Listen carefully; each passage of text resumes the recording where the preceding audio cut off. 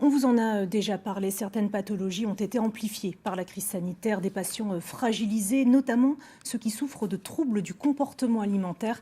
Pour la première fois, une table ronde était organisée aujourd'hui à Strasbourg pour sensibiliser les professionnels de santé.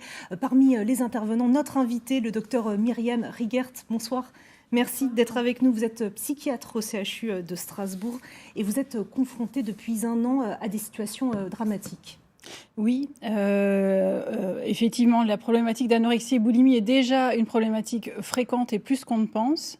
Et effectivement, à partir de la période d'avant, l'été, l'année dernière, on avait commencé à observer une augmentation des demandes de soins pour cette problématique-là. Et ça s'est de nouveau représenté cette année, à cette période de l'année, avec beaucoup de situations, avec des anorexies aiguës qui arrivent et avec des situations assez préoccupantes parce que très aiguës. Alors, quel est le profil et combien de personnes sont concernées en Alsace par ces troubles ? Alors, vous répondre à l'échelle de l'Alsace, c'est compliqué parce que je connais les chiffres nationaux et je connais la fréquence. Je peux peut-être vous répondre en termes de fréquence des troubles. La problématique touche les adolescents et les jeunes adultes. Ça concerne 1% des jeunes pour l'anorexie mentale et 3% des jeunes pour la boulimie. À l'échelle de la France, on estime toute pathologie, troubles des conduites alimentaires confondues, qu'il y a entre 600 000 et 900 000 personnes qui sont concernées parce qu'il y a aussi des variantes de la boulimie que l'on appelle l'hyperphagie compulsive et qui occasionne des problèmes de surpoids. Alors répondre à la hauteur de l'Alsace, c'est difficile à dire, mais ça représente beaucoup de personnes. Et c'est une maladie grave, c'est mortel. Alors le drame de l'anorexie et de la boulimie, c'est que ça touche une population très jeune, à la période de l'adolescence et pour les premières années de la phase adulte, et que ça occasionne une surmortalité. Donc c'est la pathologie psychiatrique qui occasionne le plus de surmortalité, jusqu'à x3 ou x12 par rapport au taux de mortalité de la même tranche d'âge hors de la pathologie. Alors, est-ce que les professionnels de santé ne sont pas assez sensibilisés à ces troubles ?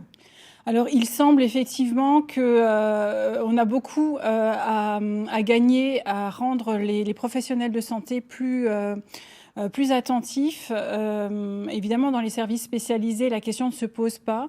Mais si on veut envisager un repérage plus rapide et une écoute, parce que ce sont des troubles qui sont très souvent cachés, il y a souvent une honte du diagnostic, il y a souvent des retards de diagnostic. Et donc, sensibiliser les professionnels de santé ou sensibiliser les professionnels qui sont au contact des jeunes dans les collèges, dans les lycées, dans la population des jeunes adultes, peut permettre de mieux repérer les difficultés parce que l'idée étant d'intervenir plus précocement pour que les soins aient une portée plus constructive et plus positive. Et parce qu'aussi c'est une maladie très particulière qui demande une formation dans la prise en charge.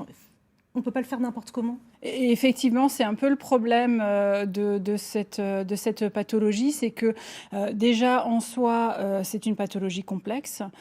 Pour un médecin, penser à pas mal de critères sur le plan somatique et sur le plan psychiatrique, ça fait beaucoup de choses à penser. D'ailleurs, le principe essentiel, c'est de ne pas être seul dans la prise en charge, de penser à être au moins deux, un pour les aspects somatiques, un pour les aspects psychiatriques et psychologiques.